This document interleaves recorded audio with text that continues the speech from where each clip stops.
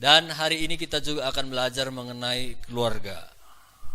Jadi yang belum menikah, simpanlah ini sebagai ilmu, sebagai bekal nanti waktu kita masuk ke rumah tangga.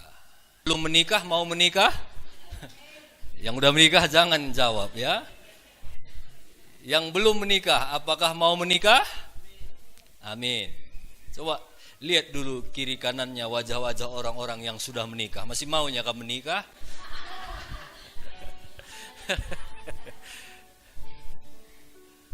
Menikah itu berat. Karena itu biar aku saja. Ya, sebagai bahan pertimbangan sajalah. Saudara bisa lihat kiri kanan ya.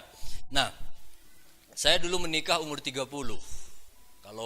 Kalau puji Tuhan, kalau saya sehat, Tuhan memberikan saya kekuatan, mungkin saya bisa hidup sampai 80. Nah, jadi kalau 80 kurang 30, 50. Artinya, kalau saya menikah, saya akan hidup dengan pasangan saya, dengan Mama Copin 50 tahun. Saya akan tidur sama dia 50 tahun. Saya makan sama dia 50 tahun dengan jenis yang sama, dengan spesies yang sama, dengan wajah yang sama 50 tahun. Kakak Mama Arnes sudah berapa lama kamu menikah, Kak? Udah berapa lama? 16 tahun. Itu artinya 34 tahun lagi, Kak. 34 tahun lagi kamu masih bersama Abang Bapak Arnes, bahagia bersama. Walaupun kamu sedih, kamu tetap keluarga bahagia.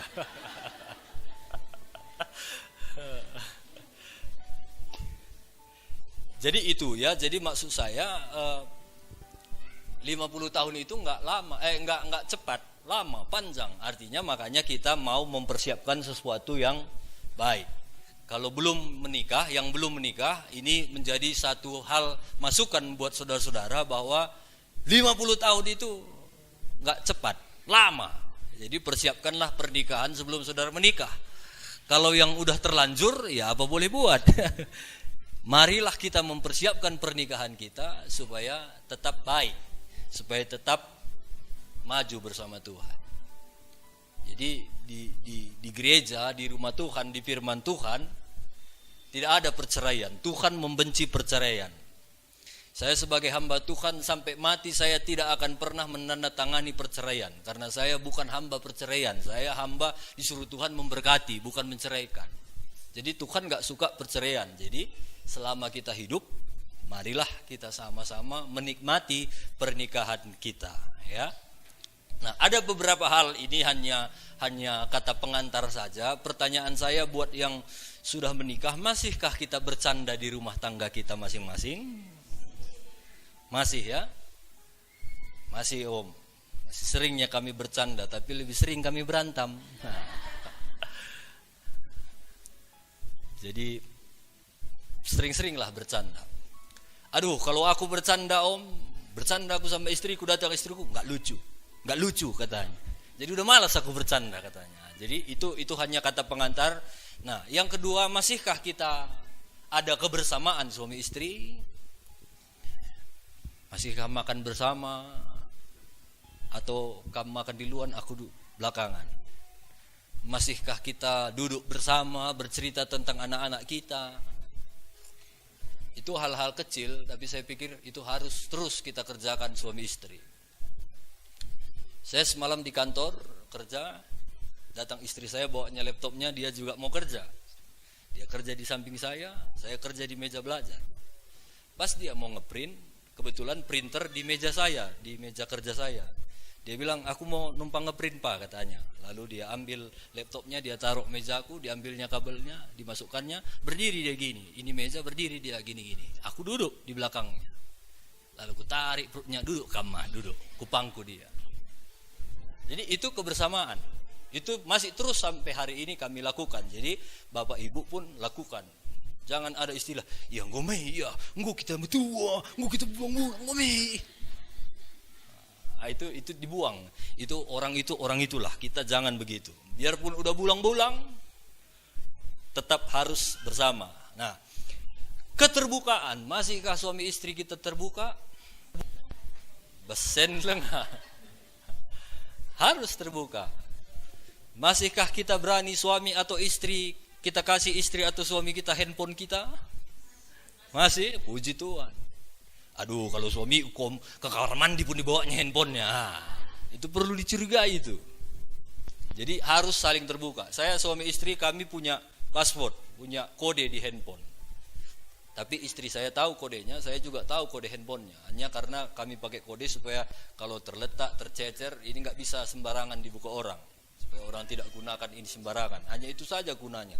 Jadi belajarlah saling terbuka, ya. Apakah suami istri masih saling merindukan? Pergi suami kita satu hari, masihkah kita SMS? Ija kam bang? Atau waktu suami kita pergi, aku laus ya dek teluari, kujang kawil. Gua makalah setahun saja. Berarti sudah tidak merindukan. Jadi harus tetap kita bangun saling merindukan, ya. Jadi bapak-bapak, ibu-ibu, ini harus tetap kita bangun. Nah, hari ini saya mau bagi, ada firman Tuhan mau sampaikan kepada kita, ada 3 hal supaya pernikahan kita itu menjadi kuat. Yang pertama, kita harus bangun komitmen kekudusan. Sama-sama kekudusan. Katakan kekudusan. Kekudusan. Mazmur 128 ayat 4.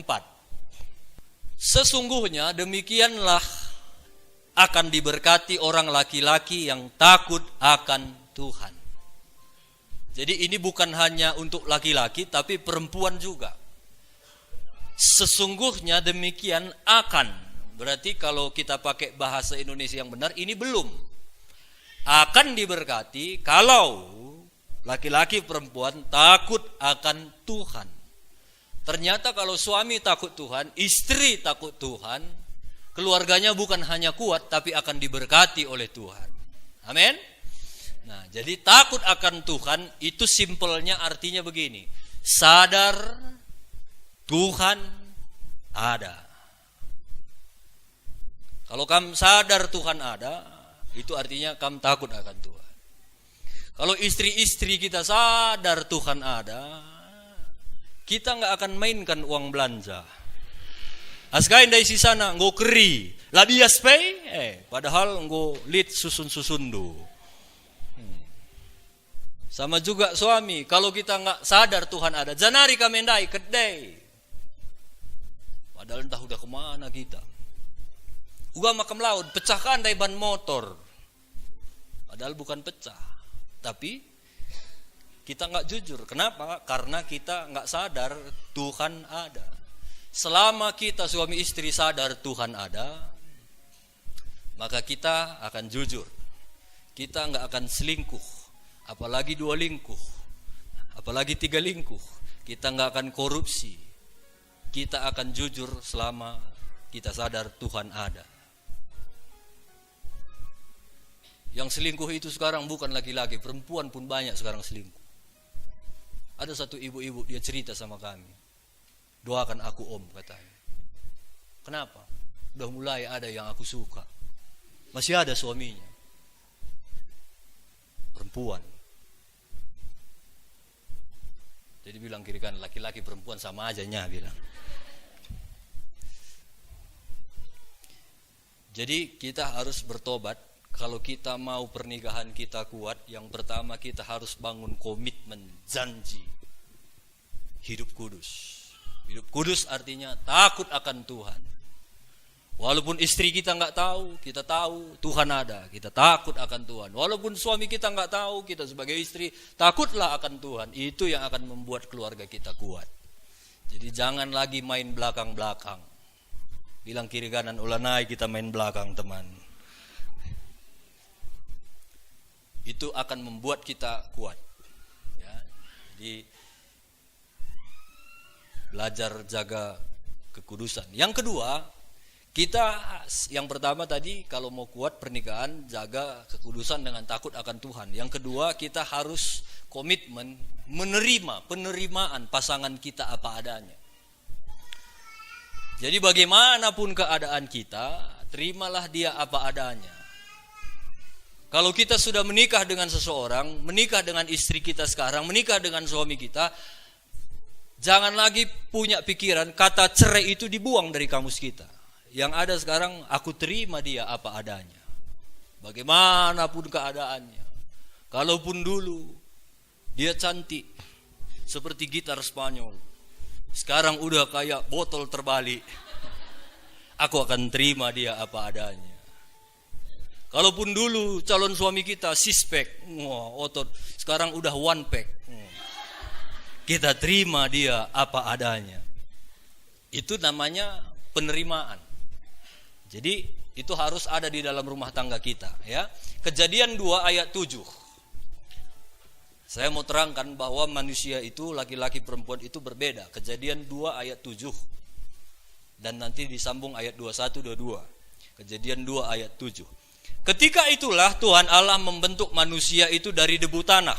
Jadi manusia laki-laki Adam diciptakan dari debu tanah dan mengembuskan napas hidup ke dalam hidungnya. Demikianlah manusia itu menjadi makhluk yang hidup.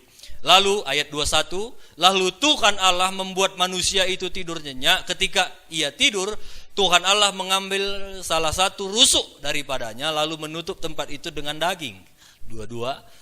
Dan dari rusuk yang diambil Tuhan Allah dari manusia itu dibangunnyalah seorang perempuan. Lalu dibawanya kepada manusia itu. Jadi laki-laki diciptakan dari debu tanah, perempuan diciptakan dari rusuk. Jadi bahan bakunya beda. Bahan bakunya saja pun sudah beda. Kalau kita menciptakan sesuatu dengan bahan baku yang berbeda, pasti hasilnya pun berbeda. Kalau kamu buat guci dari tanah liat sama buat guci dari emas, hasilnya berbeda, harganya pun berbeda, pasti berbeda kalau bahan bakunya berbeda. Makanya dari situlah kita ketahui bahwa perempuan dan laki-laki itu memang berbeda dan harus berbeda. Jadi jangan sama. Kalau bapak-bapak mau kamu bapak-bapak istri itu sama kayak kamu, bahaya itu. Menikahlah sama laki-laki. Perempuan juga kalau kamu mau suami itu sama kayak kamu, menikahlah sama perempuan. Gak bisa sama karena kita memang berbeda. Coba yang belum menikah angkat tangan semua, tinggi-tinggi. Tinggi-tinggi angkat tangan. Jarang-jarang aku suruh angkat tangan yang belum menikah. Nah, sekarang coba lihat kiri kanan, itu semua ladang-ladang yang telah menguning siap untuk dituai. Udah, turun tangan. Saya kadang-kadang suka ngomong sama anak-anak muda kan. Saya lihat ada mereka udah mulai pacar-pacaran. Saya tanya, gimana? Udah yakin kau itu jodohmu?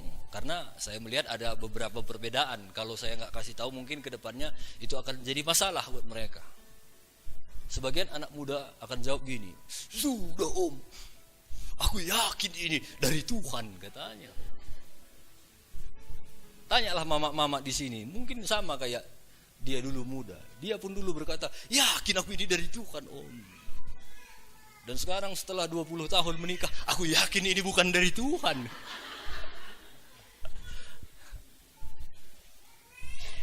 Kenapa? Karena memang banyak sekali perbedaan.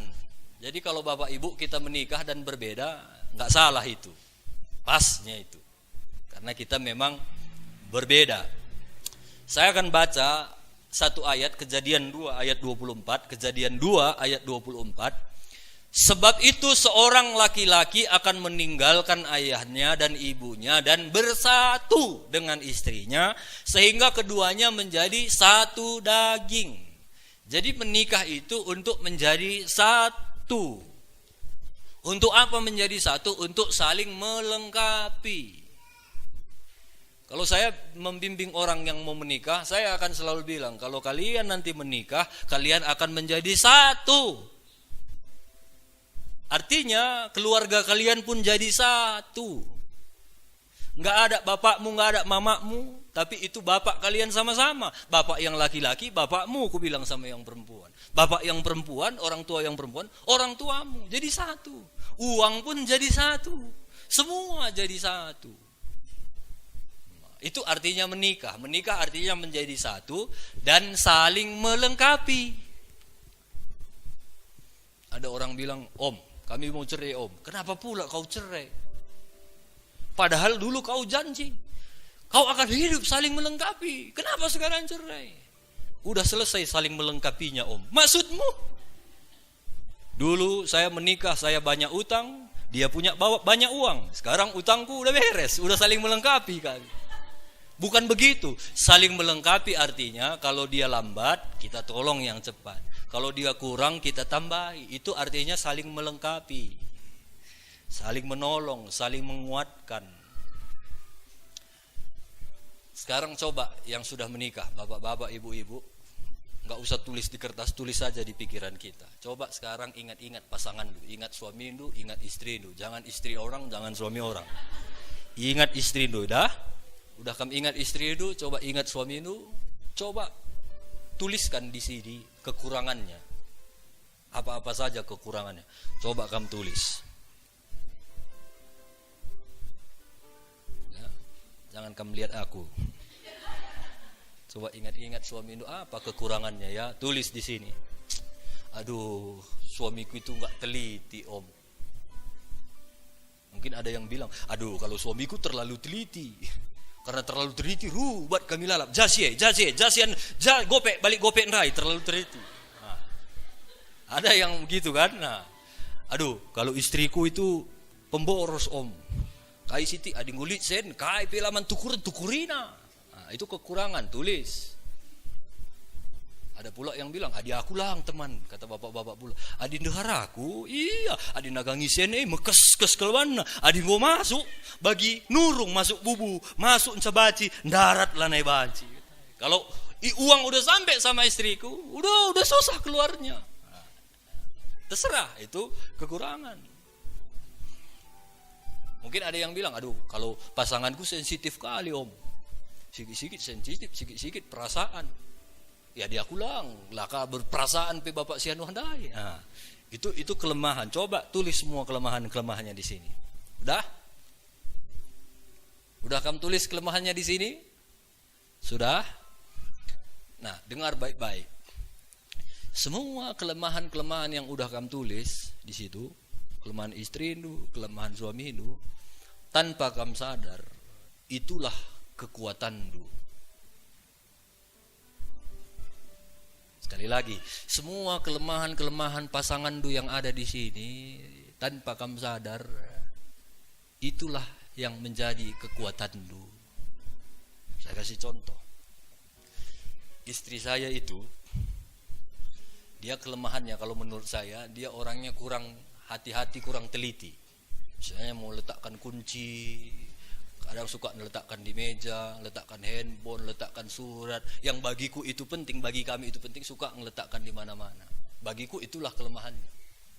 Tapi itulah kelebihanku. Kalau ku nampak letakkan yang enggak penting, langsung ku ambil kunci misalnya, ku letakkan langsung di tempat.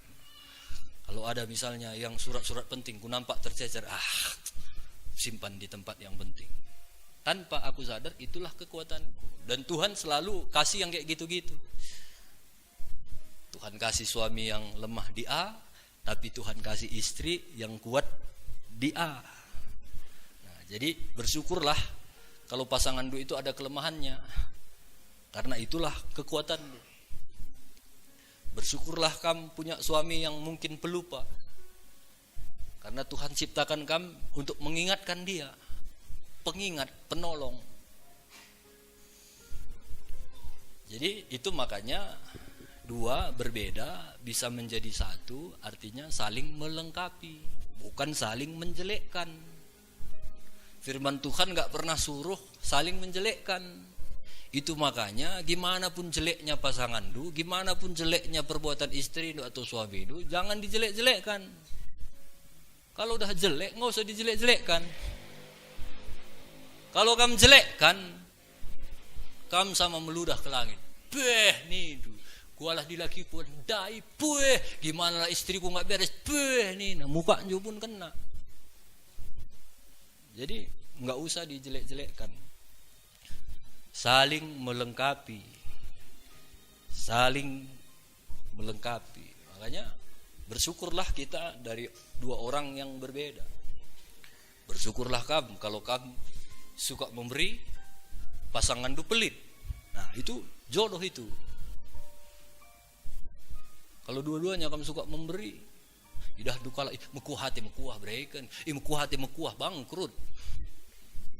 Bukan ini konteksnya saya nggak mengajar pelit ya, tidak. Ini berbeda. Ini hanya saya mengajarkan bagaimana suami itu istri itu beda. Ya. Bersyukurlah kamu.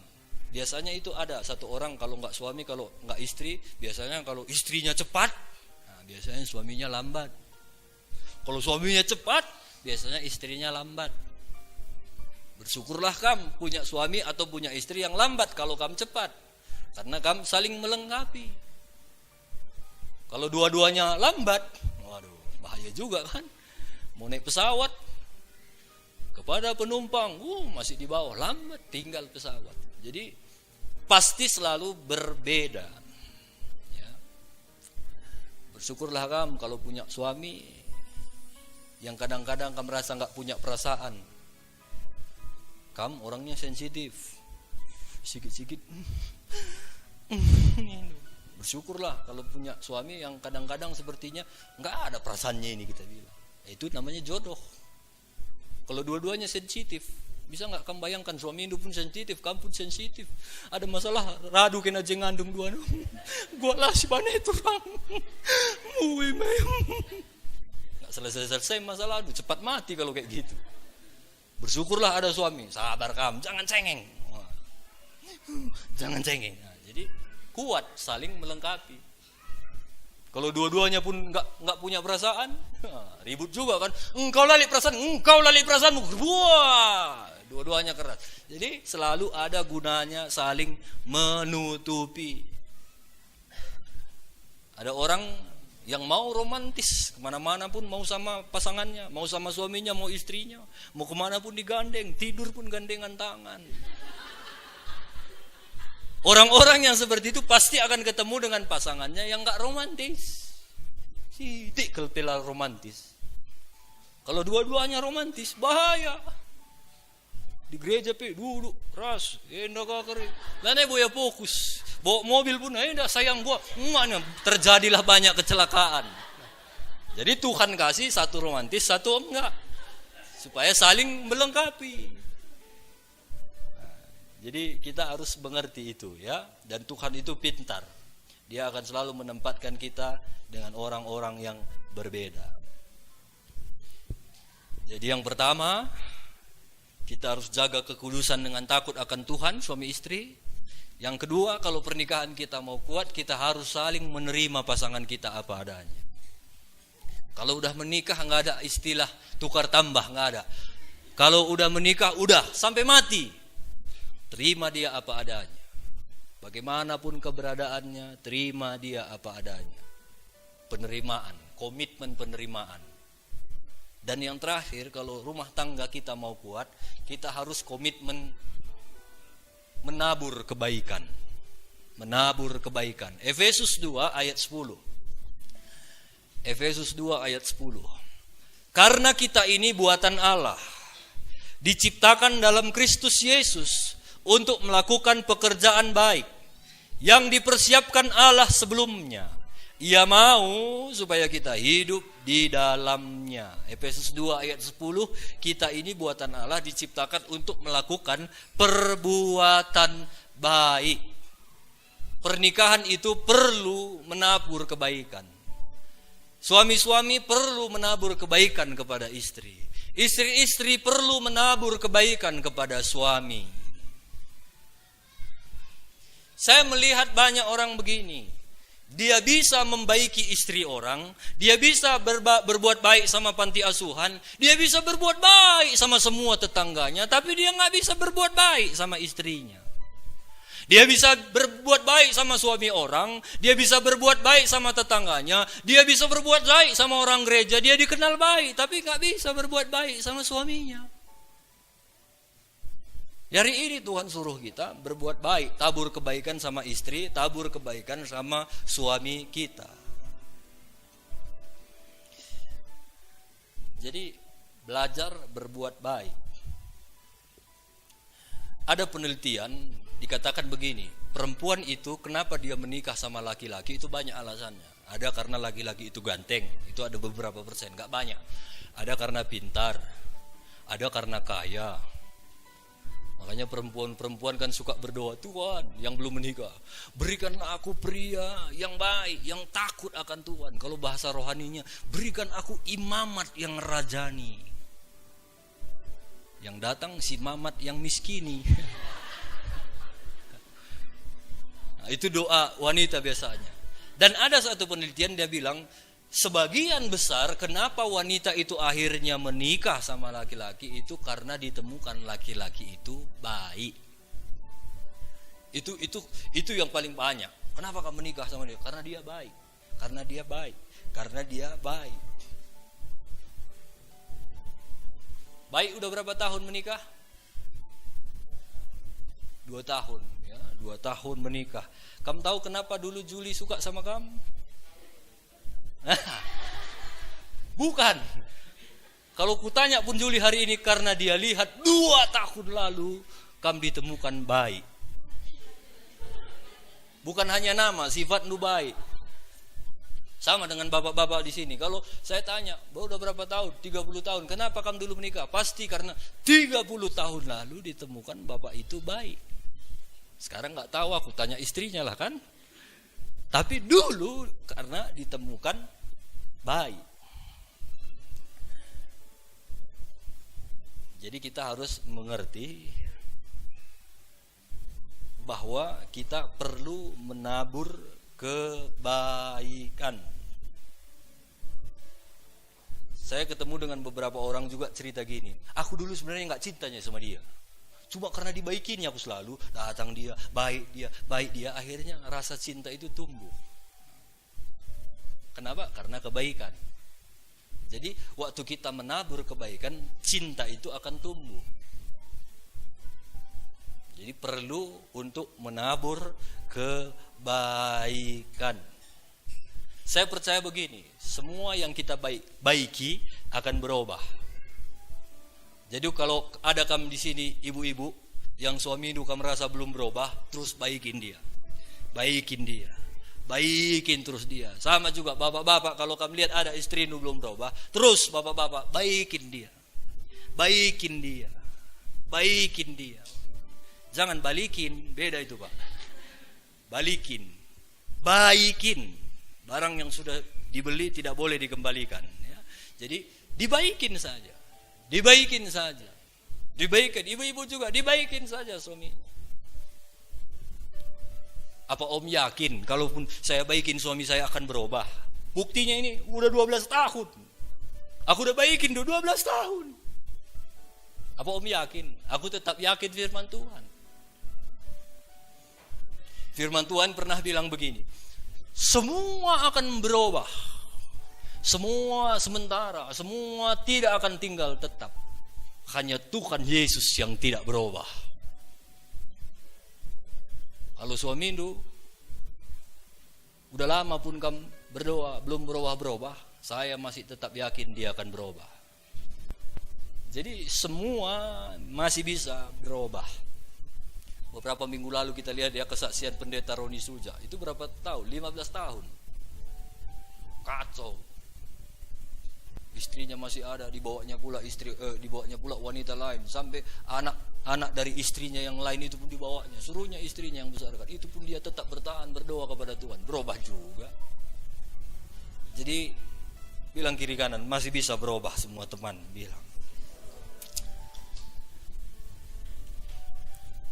Jadi yang perlu kita tabur kebaikan. Tabur kebaikan. Tabur kebaikan. Walaupun dia tidak berbuat baik, tabur terus kebaikan.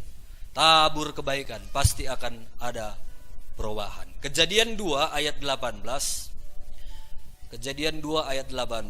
Tuhan Allah berfirman, tidak baik kalau manusia itu seorang diri saja. Aku akan menjadikan penolong baginya yang sepadan dengan dia. Saya teringat ayat ini, teringat pula ada satu anak muda. Baru beberapa waktu lalu saya baca statusnya di Facebook. Dia foto sendiri, ini laki-laki nih. Dia foto sendiri, dia bilang, dia buat statusnya, Tuhan, kau bilang kan gak baik sendiri. Artinya kau kasihlah aku jodoh, begitu maksudnya. Tuhan, kau bilang kan gak baik sendiri. Dan Tuhan bilang tidak baik sendiri. Maka Tuhan akhirnya menciptakan penolong. Jadi di ayat ini diceritakan bahwa istri itu penolong, bukan perongrong, ya, bukan penodong, tapi penolong. Kalau 1 Petrus 3 ayat 7 diceritakan, 1 Petrus 3 ayat 7, Petrus tulis bahwa demikian juga kamu, hai suami-suami, hiduplah bijaksana dengan istrimu sebagai kaum yang lebih lemah. Hormatilah mereka sebagai teman pewaris dari kasih karunia, yaitu kehidupan, supaya doamu jangan terhalang. Jadi bapak-bapak, kalau doa kita nggak mau terhalang, hormati istri kita. Kalau kamu mau berdoa, Tuhan berkati bengkelku Tuhan, dan Tuhan berkati, caranya hormati istri. Tuhan berkati pertanianku Tuhan. Kalau kita mau Tuhan dengar, hormati istri. Tuhan berkati semuanya Tuhan, hormati istri. Kita gak akan bisa dihormati sebagai bapak-bapak kalau di firman Tuhan dibilang doamu tidak akan terjawab, terhalang kalau kita gak menghormati istri. Jadi istri itu penolong, istri itu teman pewaris. Kalau di Indonesia hukumnya, kalau misalnya ada suami istri cerai, itu semua harta akan dibagi dua. Di Amerika juga, di beberapa negara ada hukum seperti itu. Sama dengan hidup kita, firman Tuhan bilang istri itu teman pewaris. Artinya dari kasih karunia, kalau Tuhan mau kasih sesuatu sama kita, istri kita dapat bagian setengah, suami setengah. Makanya Tuhan suruh bersatu.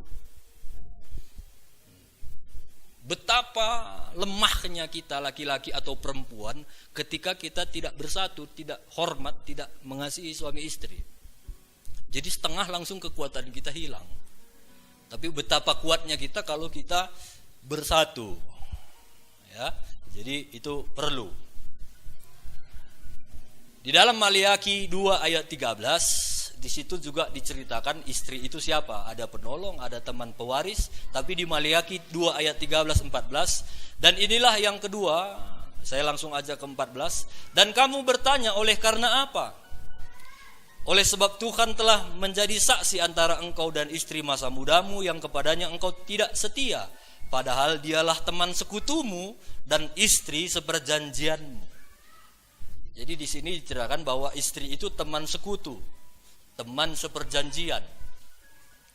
Kalau kita baca di ayat 13, di sini diceritakan begini, kamu menutupi mezbah Tuhan dengan air mata, dengan tangisan dan dengan rintihan, oleh karena ia tidak lagi berpaling kepada persembahan dan tidak berkenan menerimanya dari tanganmu. Jadi di sini diceritakan, kata Tuhan gini, kau itu berdoa, kau itu meminta, tapi permintaanmu itu ditutup. Ditutup apa?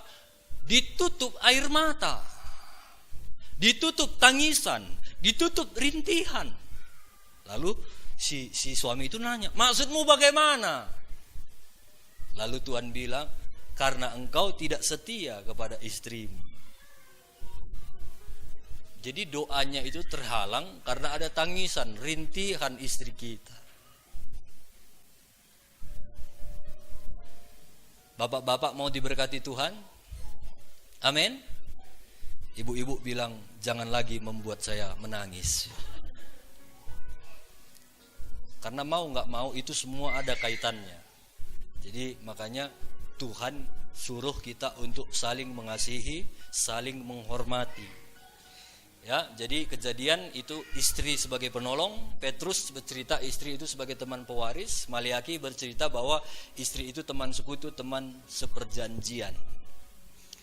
Jadi kita harus belajar mengasihi istri dengan tulus. Tulus. Jangan mengasihi istri, mengasihi suami karena ada maunya. Saya menemukan banyak orang begitu, baik-baik sama istrinya, baik-baik sama suaminya, rupanya ada efek sampingnya, ada pantik pudinya. Ada suami istri dia jalan-jalan ke Arab. Sampai di Arab mereka jalan-jalan ketemu sama orang kaya, jutawan, milioner di Arab itu. Karena istri bapak ini cantik, datang orang Arab, tahu istrimu ini katanya. Datang suami itu diam dia kan. Ku ganti istrimu, ku ganti sama 10 unta ini, tukar istrimu sama 10 unta. Diam bapak-bapak itu. Lalu dia bilang, enggak lah. Lalu orang kaya itu bilang, ku tukar pun yuk, sama 100 unta istrimu ini. Datang si suami pun dia mikir sebentar. Lalu dia bilang, enggak. Lalu sampai ke hotel, istrinya peluk dia, makasih ya pak, kau lebih bisa yang sama aku daripada 100 unta katanya. Oh iya kata suami. Tapi aku mau tanya sesuatu pak. Apa yang mau kamu tanya? Tadi waktu dia mau tukar aku sama 100 unta itu, kok kayaknya kamu lama kali mikirnya. Ada apa sebenarnya katanya? Apa yang kamu pikirkan? Kok lama kali kamu jawab enggak gitu. Lalu suami ini bilang, aku lagi mikir kalau kutukar kamu sama 100 unta, aku lagi mikir gimana caranya membawanya ke Indonesia 100 unta. Cuma karena aku pikir susah bawanya, enggak usah lah gitu. Jadi dia mengasihi istri itu bukan tulus. Karena enggak bisa. Kalau orang Arab itu bilang, ku buat pengirimannya semua lancar sampai Indonesia, mungkin ditukarnya istrinya itu. Jadi belajar ya. Sama istri itu tulus-tulus saja lah. Istilah orang kalau jolos-jolos saja. Karena Tuhan itu melihat. Kalau banyak kali tekongan kita, Tuhan melihat. Mama, kalau banyak kali tekongan di rumah, Tuhan lihat. Bapak-bapak juga gitu. Banyak ular rendu. Tuhan lihat. Kalau memang ada. Kalau memang enggak ada. Kalau memang ada uang, aku perlu jajan nih kan. Lali, gua andai harga Cina dah, murah 200, padahal 500. Gelali jajan lu. Sama juga istri-istri gue, kamu tawa. Istri-istri juga kayak gitu. Jujur. Jangan banyak ular. Orang yang enggak jujur tidak akan diberkati oleh Tuhan. Pernikahannya tidak akan diberkati oleh Tuhan.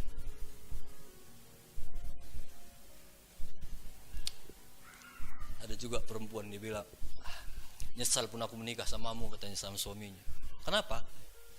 Kalau tahu aku dulu kau miskin, gak mau aku menikah sama kau. Kau pembohong, kau tukang PHP, pemberi harapan palsu. Ternyata kau miskin. Datang suaminya, kau jangan sembarangan ngomong, jangan kau bilang aku bohong.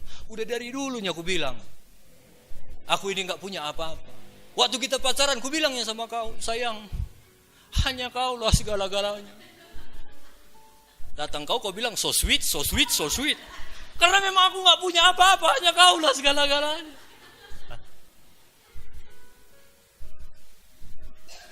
Jadi dia juga gak jujur kan. Jadi jujur-jujur saja. Bilang kiri kanan, jujur-jujur saja kita teman. Jadi ada 3 hal.